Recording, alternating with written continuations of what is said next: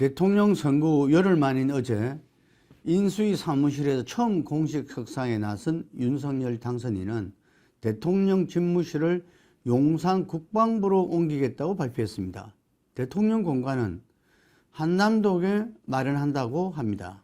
제왕적 권력의 상징인 청와대를 국민에게 돌려드리겠다는 약속을 실행에 옮기는 것이라고 설명했습니다. 5월 10일 취임식 후 즉시 국방부 청사로 이전된 새로운 대통령 집무실에서 첫 업무를 시작하겠다는 것입니다. 당일부터 현재 청와대는 시민의 휴식 공간으로 개방하겠다고 했습니다. 왜 이렇게 서두르는가에 대해 일단 청와대 경내로 들어가면 제왕적 권력의 상징인 청와대를 벗어나는 것이 더욱 어려워질 것이라고 판단했다고 합니다. 공간이 의식을 규정한다. 윤석열 당선인의 말입니다. 청와대 이전 TF팀이 구성되고 용산 국방부 이전설이 흘러나오면서 수많은 비판과 우려가 쏟아졌습니다.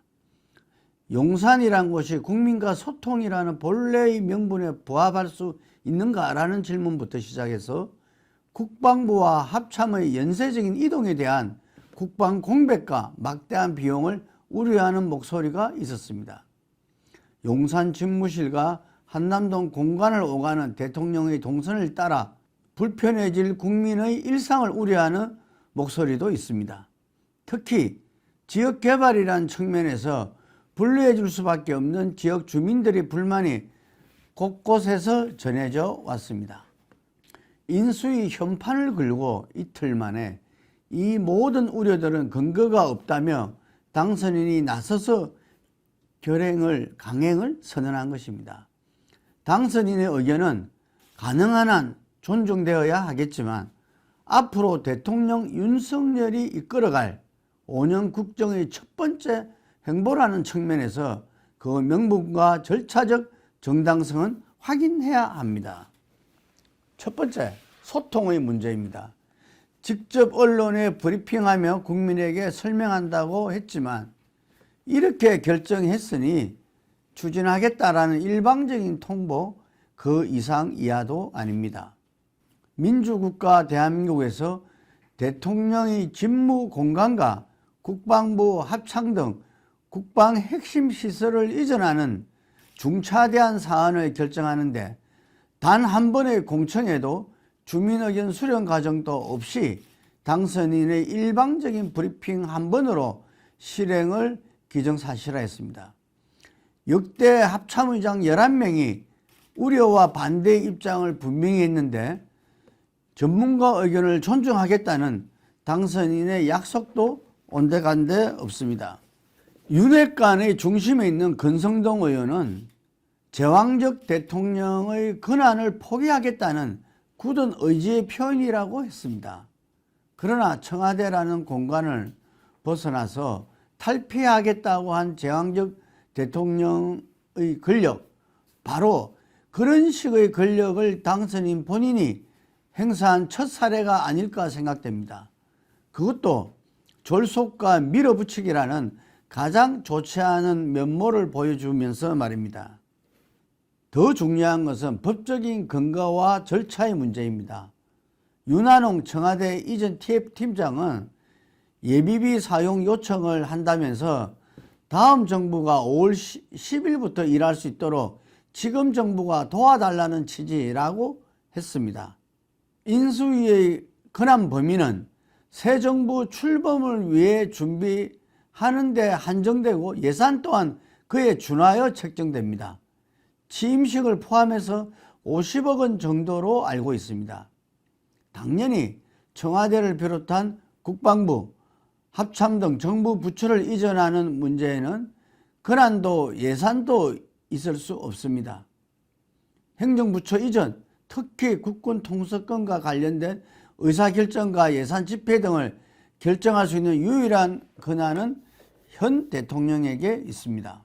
소요 경비가 윤 당선인이 주장하듯이 496억이 되었던 군 관계 전문가가 추정하는 1조가 되었던 국가 권력을 상징하고 국가 방위를 책임질 집무 공간을 이전하는 문제입니다. 윤석열 정부 5년에 그치는 것도 아니고 생각이 다른 대통령이 선출되면 매번 옮길 수 있는 사안도 아닙니다. TF팀장의 도와달라는 표현이 무색하게 윤석열 당선인의 브리핑에는 그 어떤 형태의 표현도 없습니다. 근한도 없는 사람들이 불과 열흘 만에 결정했고 가장 영향력이 세다는 인수 시절 당선인 지위에 기대서 실제 권한을 가진 현직 대통령에게 따를 것을 강요하는 모습입니다. 5월 10일 청와대를 개방한다고 했는데 임기 중인 대통령에게 사전에 청와대를 비우라는 이야기와 같습니다. 제왕적 권력이면 법 위에 군림하는 것을 말합니다. 스스로 권한을 벗어나서 법이 정한 권한을 가진 쪽의 실행을 강제하는 그것이 제왕적 권력의 행사입니다. 법치와 공정을 이야기해왔던 윤석열 당선인 스스로가 지금 법 위에서 움직이고 있음을 돌아봐야 합니다.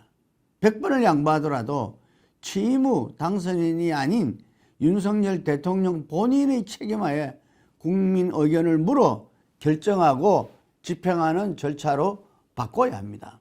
이에 대해 문재인 대통령의 공식적인 입장 표명이 필요해 보입니다. 국론 분열과 정치 쟁점화를 우려할 문제가 아니고 법과 절차, 국민 소통의 문제입니다. 현직 대통령으로서 본권에 대한 당선인의 재고를 정중하게 요청해야 한다고 봅니다. 오늘 오후 늦게 청와대는 국가안전보장회의 결과를 발표하면서 촉박한 시일에 이전하는 것은 우려가 있어 보인다는 입장을 내놓았습니다. 또한 윤 당선인이 22일 국무회의에 집무실 이전이 필요한 예비비 편성안을 상정하려 한 것에 대해서도 어려울 것으로 보고 있다고 밝혔습니다. 신중한 진행을 강조한 것으로 보이는데 전국은 검증될 가능성이 높습니다. 지금 이 시간 용산 집무실 이전을 막아달라는 청와대 국민청원이 34만 명을 넘어섰습니다. 지난 대선 0.73%의 차이를 보인 민의를 돌아보며 윤석열 당선인이 가장 먼저 했던 말이 국민통합입니다. 위기 극복에 전 국민의 힘을 하나로 모아가야 되는 상황에서 당선인의 정책 일성이 대통령 집무실 이전이 되어야 하는지 묻지 않을 수 없습니다. 이 사안에 대한 국민의힘 윤희숙 전 의원의 지적을 들어볼 필요가 있습니다. 윤 당선인을 지지하고 응원하는 사람들도 걱정이 많다고 전제하면서 엄중한 위기 속에서 인수팀의 대응 역량이 엄한데 사용되는 것도 안타깝고 원래 국민 속으로 취지가 퇴색된다. 공감보다는 마음이다. 좋은 결과 내기 위해서 숙고하자고 했습니다. 21일자 보수 언론의 사설도 일제히 우려를 표하고 있습니다. 엄청난 결정을 당선된 지 며칠도 안 된 사이에 내려야 되는지 국민들은 불안하고 불편한 감정이다.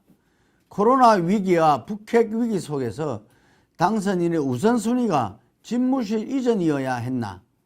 국민 의견을 충분히 수렴한 뒤 결정하는 게 상식적이지 않나? 등이 조정동의 논조였습니다. 윤석열 당선인이 설명하는 장면 뒤로 국민의 뜻을 받들겠습니다라는 인수의 표가 크게 보입니다.